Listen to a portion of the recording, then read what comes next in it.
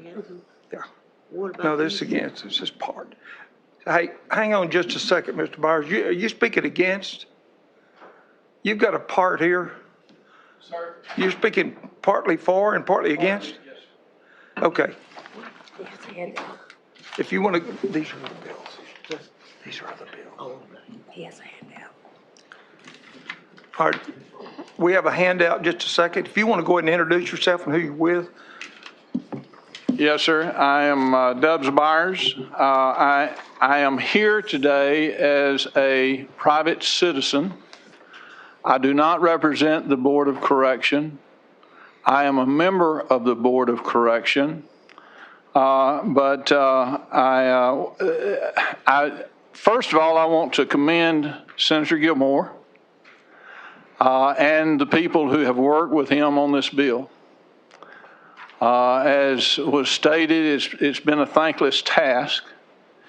You've made great efforts, and I'll assure you that a lot of us are thankful to see many of the things, most if not all of the things in this bill. I do have a prepared statement, and Senator, if it's agreeable with you, I'd just like to read it. Yes, if you'll do it. I hate to speed you up, but we're running out of time, so do it as quickly as you can. Yes, sir.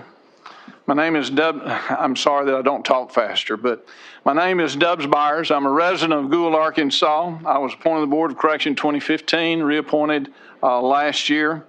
I'm a retired school superintendent. I'm also a retired pastor, having served Landmark Baptist Church in Gould, First Baptist Church in Dumas.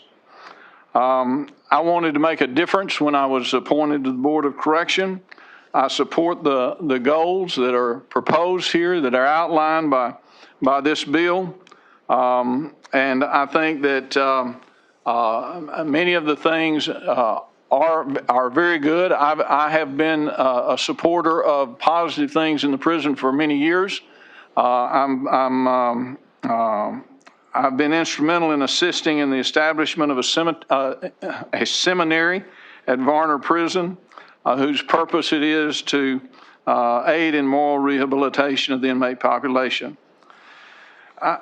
You have my handout. I'll skip down if that's okay. There's really only one area that I think that deserves scrutiny, and that is in particular on page 54 of the bill, beginning on line 32. Says the director shall serve at the pleasure of the board, and the board is lined through, and secretary of the Department of Corrections. Changed from the board to the secretary. Then again on page 57, beginning on line 6, the director shall serve at the pleasure of the secretary of the board of the Department of Corrections instead of the board. There's already been one bill previous in this session that has diminished somewhat the power of the Board of Correction, and I think that this further diminishes the power when the Transformation and Efficiency Act of 2019 was passed.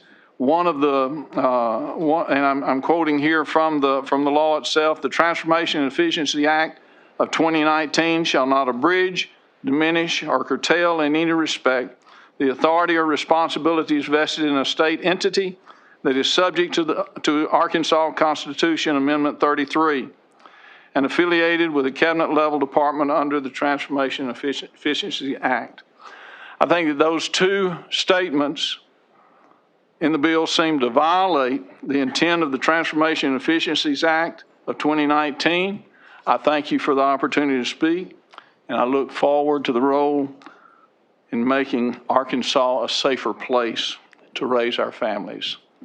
Okay, thank you. That's my shortened statement, Senator. So your main objection is the autonomy of the director of prisons? That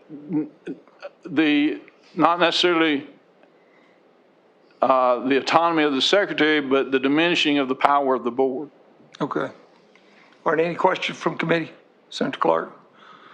What is the purpose of the board? The purpose of the board is to oversee the Department of Correction. And the board's through appointment? Yes, sir. And the appointments come from? The governor, Okay. 7-year term. Okay, so the governor appoints the board who oversees the Department of Corrections. And ultimately the governor's overseeing the Department of Corrections. Am I correct? Sir, I said ultimately the governor's overseeing the Department of Corrections through the appointments. Is that correct? well, through the appointments, yes, sir. Okay, so if we took away power from the board, the governor would still be overseeing the Department of Corrections, just not as much power through the board. Correct. I wonder if the governor has anything to do with this bill. I'm sure. I don't know. I don't know, sir. Okay, thank you. Yes, sir.